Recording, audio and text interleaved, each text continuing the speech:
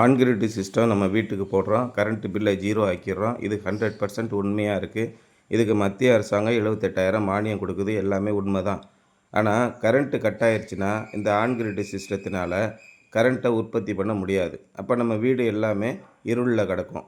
அதுக்கு பேக்கப் கொடுத்தோம் அப்படின்னா அது ஆன் கிரிட் ஹைப்ரிடுன்னு பேர். இப்போ நார்மலாக நம்ம வீட்டில் இருக்கிற ஹைப்ரிட் பேட்ரி ப்ளஸ் இபி இதை தான் நம்ம ஹைப்ரிடுன்னு சொல்லுவோம். ஆனால் ஆன் கிரிட்டில் நீங்கள் பேட்டரி பேக்கப் கொடுக்க முடியுமா? ஆனால் முடியாது.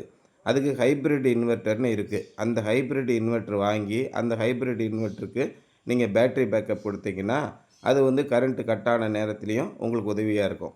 ஆனால் 5 கிலோவாட்டு 3 கிலோவாட்டுக்கு இதுக்கு மேலே தான் அந்த ஹைப்ரிட் சிஸ்டம் இருக்குது.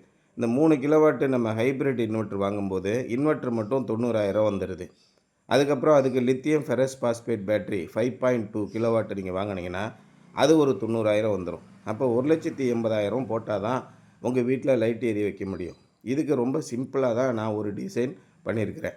இதில் பார்த்தீங்கன்னா ஒரு கட் ஆஃப் ரிலே இருக்கும், ஒரு டயோடு இருக்கும், ரிவர்ஸ் ப்ரொடெக்ஷன் டயோடு இருக்கும். அப்போ நம்ம பேட்டரியில் இருந்தோ இங்கே நம்ம யூபிஎஸ்சில் எந்த பவரும் பேனலுக்கு போகாது.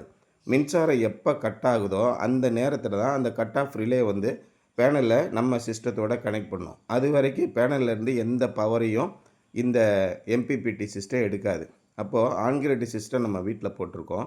அந்த சமயத்தில் நமக்கு மின்சாரம் பேக்கப்புக்கு வேணும் அப்படின்னா சாதாரணமாக மின்சார இணைப்பு இருக்கும்போது நம்ம வீட்டுக்கு பேனல்லேருந்து பவர் வராது.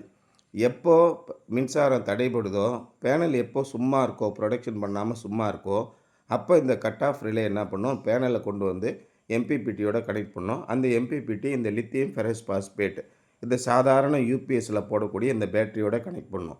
அப்போ நம்ம வீட்டில் பவர் எப்பயுமே இருக்கும். இதுதான் இந்த எம்பிபிடி சிஸ்டத்தோட வேலை. இப்போ நம்ம கொடுக்குற இந்த lithium ferrous phosphate battery C1 type 1 மணி நேரத்திலே ஃபுல்லாக சார்ஜ் ஆகிடும். அந்த மாதிரி ஒரு டைப் உள்ள இன்வெர்ட்டர் கொடுக்குறோம். 5 இயர்ஸ் ரீப்ளேஸ்மெண்ட் வாரண்டியோடு கொடுக்குறாங்க. எல்லா வீட்டு இன்வெர்ட்டரோடையும் இதை பொருத்தலாம்.